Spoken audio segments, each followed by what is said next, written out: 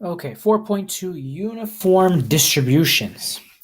So in continuation of our study of probability distributions, this is going to be one of the types that we're going to be looking at in this section. So uniform distributions. So what's a uniform distribution? Well, these are distributions where all outcomes are equally likely in a single trial. The probability is equal to 1 over n, and n is the number of possible outcomes in the experiment. And all probability distributions must sum to 1 since they all include all possible outcomes. Okay, so that has been already a given. All the probabilities have to add up to 1 or 100%. So let's look at this example. A calculator has been programmed to generate a random number between 1 and 5. Classify the distribution. Well, each random number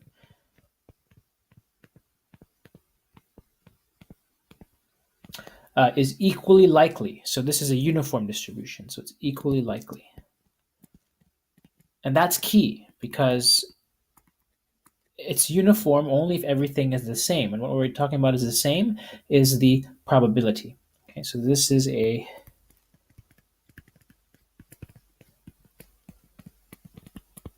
uniform distribution.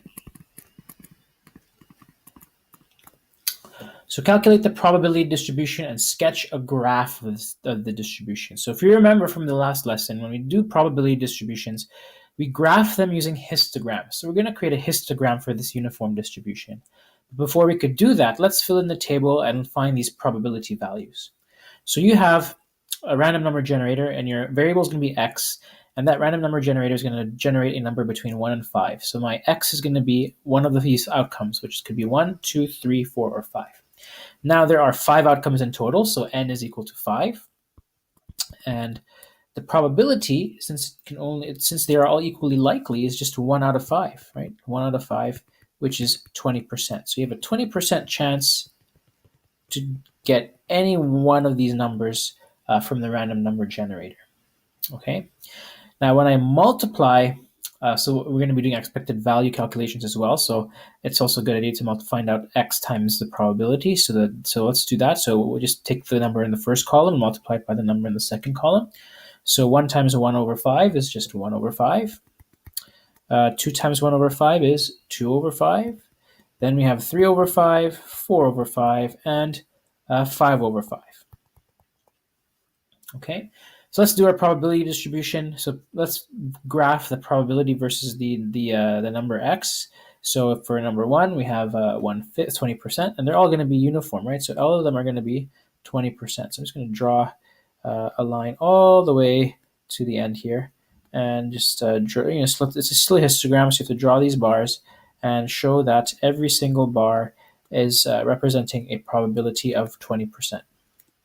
Okay, and so there is our probability distribution. It's a uniform, so all those histogram bars are going to be at the same level. Okay, so let's calculate the expected value or expected outcome of this distribution and interpret its meaning. So the expected value E of x is equal to sigma, which is the sum of every single x value times its probability. Okay, so that's what we found in the table here. So 1 over 5, we're going to keep adding all of those values together. So 2 over 5 plus 3 over 5 plus 4 over 5 plus 5 over 5. Okay, and then when I sum all of those numbers up, I get 15 over 5, which is equal to 3. So what does this mean? This 3 is the expectation. So the expectation is 3, meaning the predicted average value of a random number will be 3. Okay, it's just the average. So therefore, let's write this down. So the expectation is 3, meaning the predicted average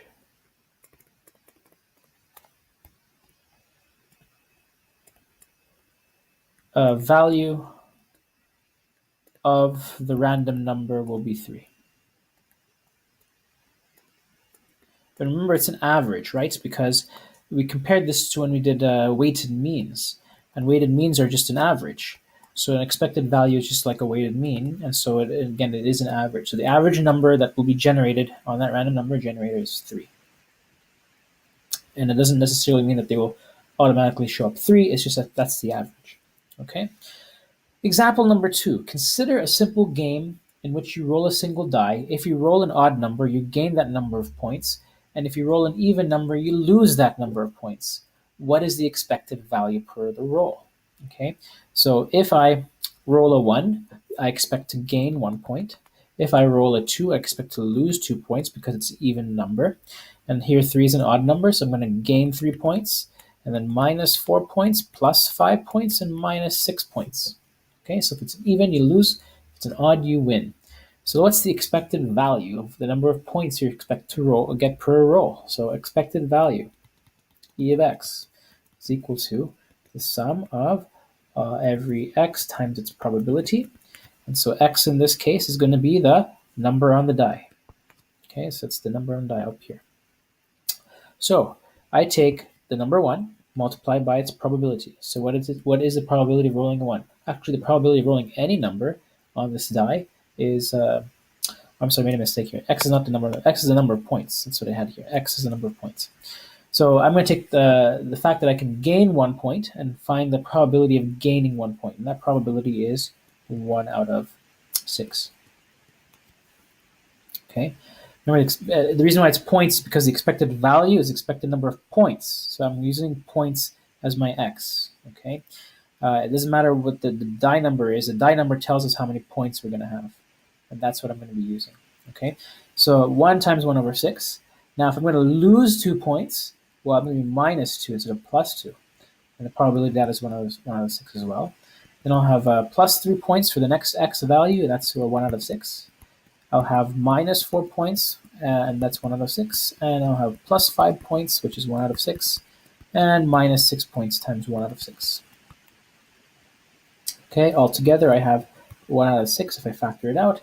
1 minus 2 plus 3 minus 4 plus 5 minus 6 in brackets. And in total, that's going to equal negative 0.5.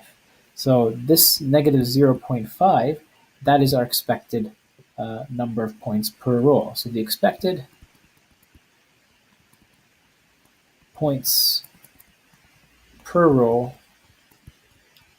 is negative 0.5. This is the average number of points you could expect to get when you roll that die. So part B, a fair game will always have an expected value of 0, right? So like an even number of ways, kind of like if the average is 0, there's like just as many ways to win as there are many ways to lose. So if this is not a fair game, right? Because your expected value is less than 0. So this is not a fair game since the expected value of x is not equal to 0. The game is to the advantage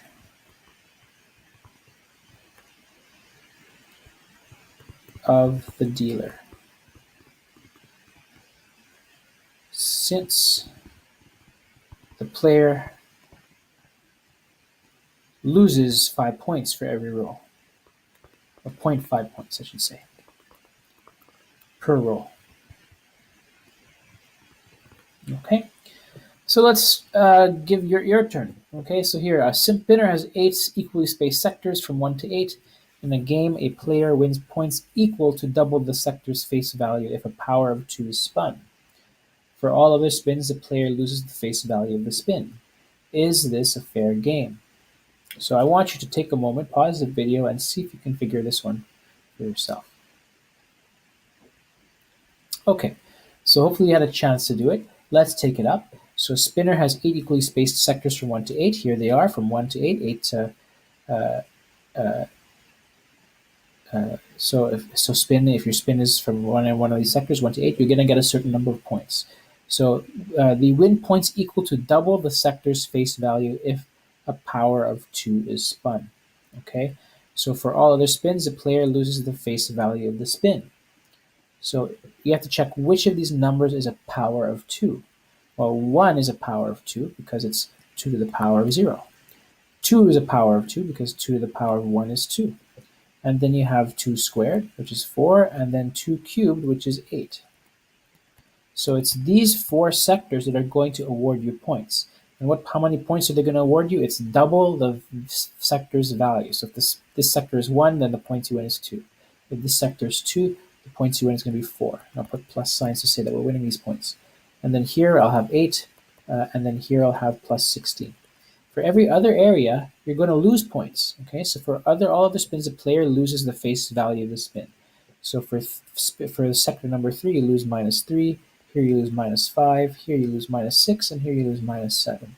Okay, so is this a fair game? So let's calculate its expected value. So e to the x equals x times p of x.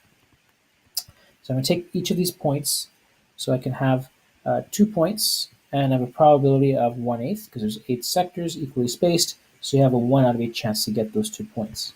Then I can also get the 4-point win, so that's 1 out of 8 as well.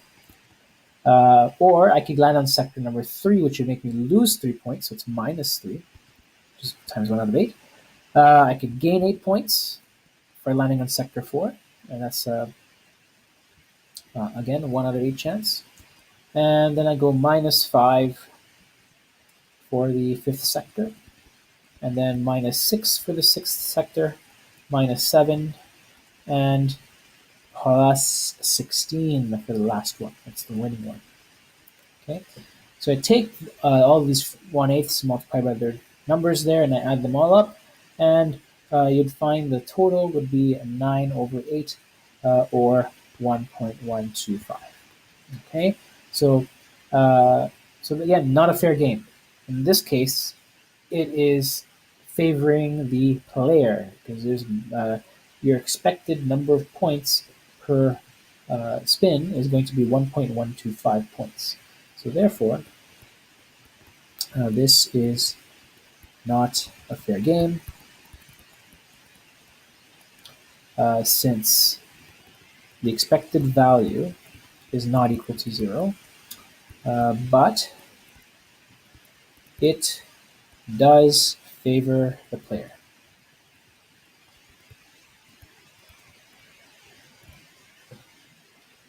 Okay, example number 3. The summer camp has 25 canoes, 7 4.6 meter canoes, 10 5-meter canoes, and 4 5.2 meter canoes, and 4 6.1 meter canoes. You might want to take a moment and reread that part. All right. Canoes are assigned randomly for campers going on a canoe trip. Show the probability distribution for each length for the length of an assigned canoe. Is this an example of a uniform probability distribution? For a canoe length of 4.6, the probability of getting that canoe is, well, you have how many of them? 7. So 7 out of how many canoes in total? 25. So 7 out of 25, which is 0.28 or 28%. The 5-meter canoe, well, it turns out we have 10 of those. So 10 out of 25 equals 0.4. And 5.2 meter canoes, we have only 4 of those. And that's 4 out of 25, which is 0.16. And here I have 4 out of 25, which is also 0.16. So if I try to graph these, so 4.6 goes to 0.28, so the first bar over here. For 5, I'm going to have one going all the way to 0.4. Oops. Okay, and I'm roughly drawing this, so it's not going to look that great, but hopefully you'll use a ruler in your notes. So for 5.2, I have 0.16, so somewhere up here. And for greater than 6 or 6.1, I have 0.16 again, so it's going to be somewhere up here. Okay, and again, the graph, the way it's set up, there's a bunch of different canoe lengths, but we don't have all those numbers, so we don't get a histogram here. Okay, but we don't even have a uniform distribution, by the way, so no, it's not uniform. Okay, so what is the expected length of an assigned canoe? So let's calculate the expected value. E to the x equals sigma x times p of x. And that's equal to, well, we take 4.6, so that's my x value, times its probability, 0.28. Add 5 times 0.4. You add 5.2, and you multiply that by 0.16, and you add 6.1, and you multiply that by 0.16. Altogether, you get 5.1 meters. So therefore, the expected length is 5.1 meters long. Now, does that mean there's a 5.1 meter canoe? No. Again, expected value is just an average. Okay, and that ends our lesson for 4.2.